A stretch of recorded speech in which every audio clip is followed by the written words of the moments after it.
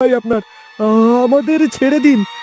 আমরা তো আমরা তো শুধু আপনার সেবা করতে চেয়েছিলাম। বিশু আর হারান আর এক মুহূর্ত দাঁড়ালো না।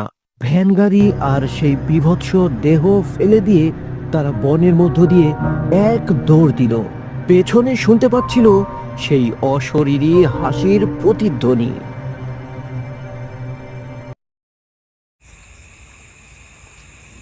রাত তখন 2:15।